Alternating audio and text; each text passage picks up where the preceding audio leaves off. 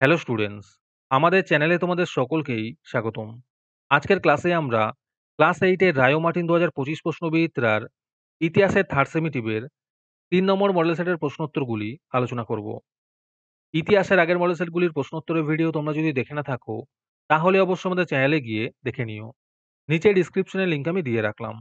আর তোমরা যদি আমাদের চ্যানেলে নতুন হয়ে থাকো, তাহলে চ্যানেলটিকে সাবস্ক্রাইব করে পাশে থাকা বেল আইকনটি অলে প্রেস করে রেখো। তাহলে পরে ক্লাসের ভিডিওগুলি আমি আপলোড করলেই তোমাদের কাছে নোটিফিকেশন পৌঁছে যাবে। তাহলে শুরু করা যাক। ১ নম্বরে আছে সঠিক উত্তরটি বেছে লেখো। ১ নম্বর প্রশ্ন হলো, ব্রিটিশ ইস্ট ইন্ডিয়া কোম্পানি ছিল একটি বণিক সংস্থা। ২ নম্বর প্রশ্ন হলো, মাদ্রাজ প্রেসিডেন্সির শীতকালীন প্রশাসনিক কেন্দ্র ছিল ওটাকামুন্ডু। ৩ নম্বর প্রশ্ন হলো, ১৭৮৪ খ্রিস্টাব্দে ভারত শাসন আইন পাস করেন ইংল্যান্ডের প্রধানমন্ত্রী পিট। ৪ নম্বর প্রশ্ন হলো, হিরোজিও ছিলেন হিন্দু কলেজের শিক্ষক। ৫ নম্বর প্রশ্ন হলো, প্রার্থনা সমাজের প্রতিষ্ঠাতা আত্মারাম পাণ্ডুরঙ্গ। ৬ নম্বর প্রশ্ন হলো, পণ্ডিতা রমাবাই ছিলেন ব্রাহ্মণ পরিবারের মেয়ে। ৭ নম্বর প্রশ্ন হলো, আলিগড় আন্দোলনের প্রবর্তন করেন সৈয়দ আহমেদ খান। ৮ নম্বর প্রশ্ন হলো, কবে ভারত ছাড়ো আন্দোলন হয়? এর উত্তর হবে ১৯৪২ খ্রিস্টাব্দে।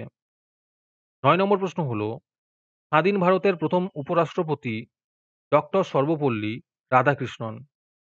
১০ নম্বর প্রশ্ন হলো, স্বাধীন ভারতের সংবিধানের মূল রূপকার বি.আর. আম্বেদকর।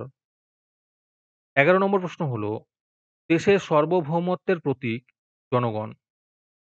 ১২ নম্বর প্রশ্ন হলো, জালিয়ানওয়ালাবাগ কোন প্রদেশে অবস্থিত? এর উত্তর হবে পাঞ্জাবে। ১৩ নম্বর প্রশ্ন হলো, কার নেতৃত্বে জালালাবাদের যুদ্ধ সংঘটিত হয়? এর উত্তর হবে সূর্য সেনের নেতৃত্বে। ১৪ নম্বর প্রশ্ন হলো, অলিন্দ অভিযান সংঘটিত হয়েছিল রাইটার্স বারান্দায়। তারপরে ২ নম্বরে আছে নিচের প্রশ্নগুলির উত্তর দাও। ১ নম্বরে আছে সত্য না মিথ্যা লেখো। প্রশ্ন হলো, কেরি ছিলেন শ্রীরামপুর মিশনারির সদস্য। এটি সত্য হবে। ২ নম্বরে আছে সত্য না মিথ্যা লেখো। প্রশ্ন হলো, সিন্ধু প্রদেশ বোম্বাই প্রেসিডেন্সির অন্তর্গত। এটি মিথ্যা হবে। তারপরে ৩ নম্বরে আছে স্তম্ভ দুটি মিলিয়ে লেখো। জ্যোতিরাও ফুলে হবে সত্যশোধক সমাজ। নবগোপাল মিত্র হবে জাতীয় মেলা। রামমোহন রায় হবে ব্রাহ্ম সমাজ। শিশির কুমার ঘোষ হবে ইন্ডিয়ান লীগ। স্বামী দয়ানন্দ সরস্বতী হবে আর্য সমাজ। ৪ নম্বরে আছে শূন্যস্থান পূরণ করো। প্রশ্ন হলো, দক্ষিণ আফ্রিকায় গান্ধীজির বর্ণ বৈষম্য বিরোধী আন্দোলনের থেকেই গান্ধীবাদী অহিংস অসহযোগের ধারণা তৈরি হয়েছিল। ৫ নম্বর প্রশ্ন হলো, চিত্তরঞ্জন দাসের মৃত্যু কত খ্রিস্টাব্দে হয়েছিল? এর উত্তর হবে ১৯২৫ খ্রিস্টাব্দে। ৬ নম্বর প্রশ্ন হলো, আজাদ হিন্দ বাহিনীর দায়িত্ব কে নিয়েছিলেন? এর উত্তর হবে সুভাষচন্দ্র বসু। ৭ নম্বর প্রশ্ন হলো, ভারত শাসন আইন অনুযায়ী কবে প্রাদেশিক নির্বাচন হয়? এর উত্তর হবে ১৯৩৭ খ্রিস্টাব্দে। ৮ নম্বর প্রশ্ন হলো, রাষ্ট্রের কোনো ধর্ম না থাকলে তাকে কি বলা হয়? এর উত্তর হবে ধর্মনিরপেক্ষ রাষ্ট্র বলা হয়। ৯ নম্বর প্রশ্ন হলো, যারা ব্রিটিশদের কাছে আবেদন নিবেদন করত তাদের কি বলে? এর উত্তর হবে নরমপন্থী বলে। ১০ নম্বর প্রশ্ন হলো, বঙ্গভঙ্গ পরিকল্পনা কে করেন? এর উত্তর হবে লর্ড কার্জন করেন। আজকের ক্লাসের ফ্রি পিডিএফটি পাওয়ার জন্য প্রথমে তোমাদের এই ভিডিওটিকে লাইক করতে হবে। তারপরে আমাদের চ্যানেলটিকে সাবস্ক্রাইব করে তার একটি স্ক্রিনশট তুলে আমাদের হোয়াটসঅ্যাপ নাম্বার 7501121499 পাঠালেই তোমরা ফ্রি পিডিএফটি পেয়ে যাবে। আর বাকিরা ৩ টাকা দিয়ে আজকের ক্লাসের সম্পূর্ণ মডেল সেটটি আমাদের কাছ থেকে নিতে পারো। তারপরে ৩ নম্বরে আছে নিচের যে কোনো ৬টি প্রশ্নের উত্তর দাও। এই প্রশ্নের উত্তরগুলি আমি তোমাদের দেখিয়ে দিচ্ছি।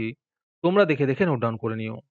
১ নম্বর প্রশ্ন হলো, ভারতীয় উপমহাদেশের ব্রিটিশ ইস্ট ইন্ডিয়া কোম্পানির ৩টি প্রেসিডেন্সি কি, কি? ২ নম্বর প্রশ্ন হলো, উপনিবেশিক আমলে সুপ্রিম কোর্টের গঠন ও কাজ কি ছিল? ৩ নম্বর প্রশ্ন হলো, পাশ্চাত্য শিক্ষা বিস্তারের ফলাফল লেখো।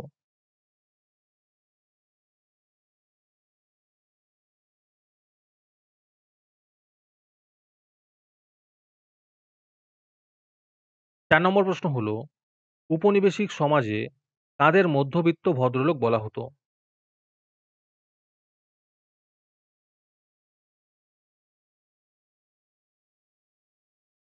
৫ নম্বর প্রশ্ন হলো, রামমোহন রায় কোন প্রথার বিরোধিতা করেছিলেন?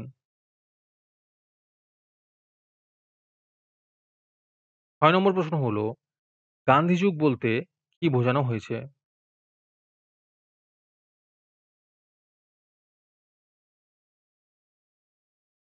৭ নম্বর প্রশ্ন হলো, রাওলাট আইন কি?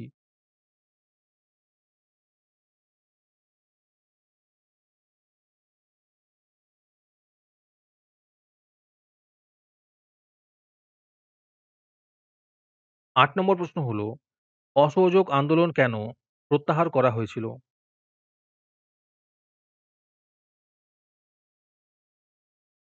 ৯ নম্বর প্রশ্ন হলো, সর্বদলীয় বৈঠক ব্যর্থ হয়েছিল কেন? ১০ নম্বর প্রশ্ন হলো, সাম্প্রদায়িকতা কি?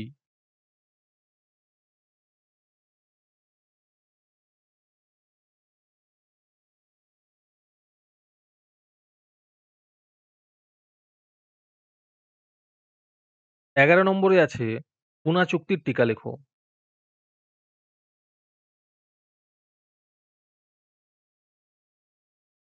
১২ নম্বর প্রশ্ন হলো, পঞ্চায়েতের দুটি কাজ উল্লেখ করো।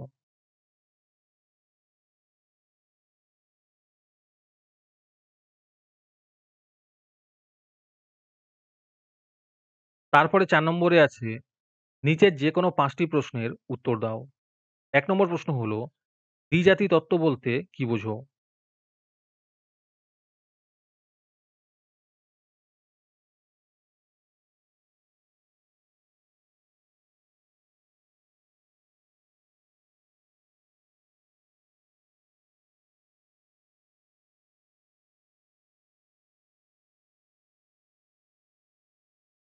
২ নম্বর প্রশ্ন হলো, কৃষক প্রজা পার্টির মূল বক্তব্য কি ছিল?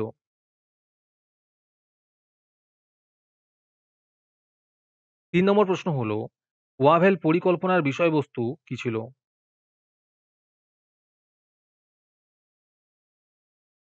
৪ নম্বর প্রশ্ন হলো, মাউন্টব্যাটেন পরিকল্পনা সম্পর্কে কি জানো?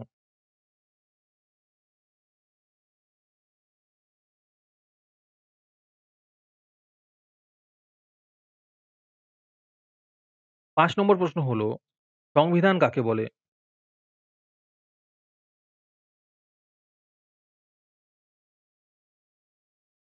৬ নম্বর প্রশ্ন হলো, প্রধানমন্ত্রী পদের গুরুত্ব লেখো।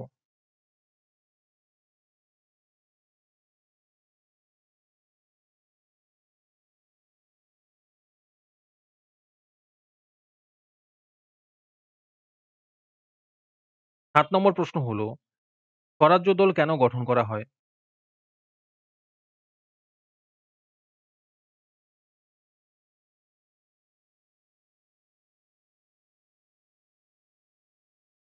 ৮ নম্বরে আছে, ডান্ডি অভিযানের টিকা লেখো।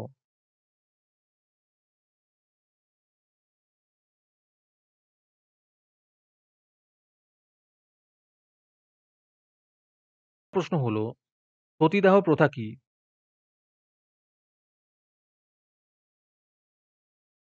১০ নম্বর প্রশ্ন হলো, ১০ সালা বন্দোবস্ত কেন চালু হয়েছিল?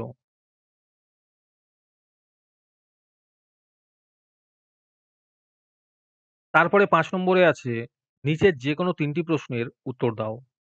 ১ নম্বর প্রশ্ন হলো, পিটের ভারত শাসন আইনের উদ্দেশ্য কি ছিল? আর এর সাথেই প্রশ্ন আছে, এই আইনে কোম্পানি পরিচালনা কিভাবে হতো?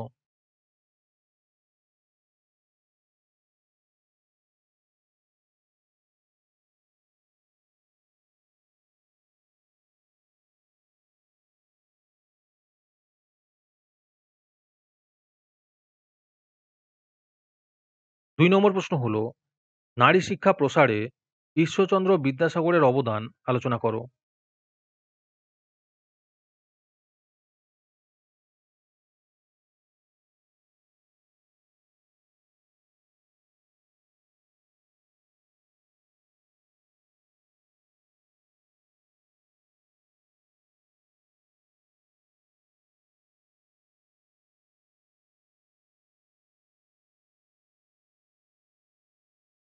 ৩ নম্বর প্রশ্ন হলো, স্বরাজ্য দলের কর্মসূচি ও গুরুত্ব বিশ্লেষণ করো।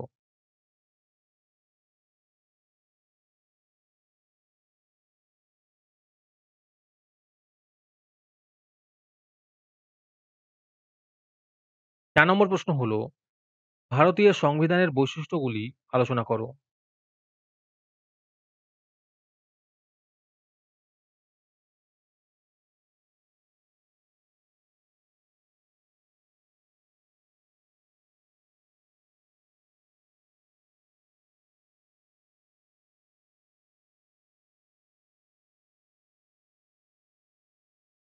৫ নম্বর প্রশ্ন হলো, বিপ্লবী সন্ত্রাসবাদী কার্যকলাপের পটভূমি কিভাবে তৈরি হয়েছিল? আর এর সাথেই প্রশ্ন আছে, বাংলার বিপ্লবী কার্যকলাপের সংক্ষিপ্ত বিবরণ দাও।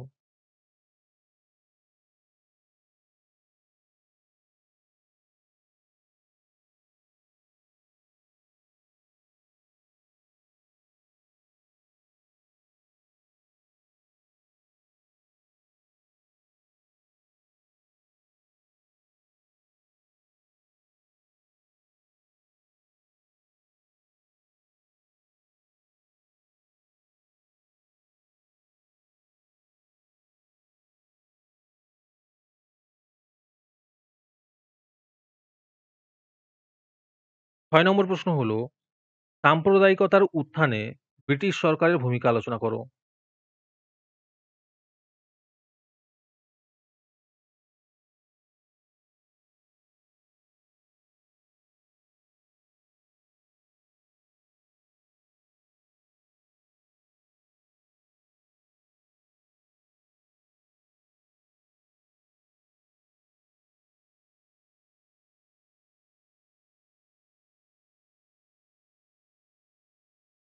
'আজকের ক্লাসটি তোমাদের ভালো লেগে থাকলে ভিডিওটিকে লাইক এবং চ্যানেলটিকে সাবস্ক্রাইব করে দিও। তার সাথে ভিডিওটি তোমাদের সহপাঠীদের শেয়ার করে দিও। আর তোমরা কোথা থেকে আমাদের ভিডিওটি দেখছো অবশ্যই কমেন্টে লিখে জানিও। তাহলে আজকে এই পর্যন্তই। দেখা হচ্ছে পরের ক্লাসে।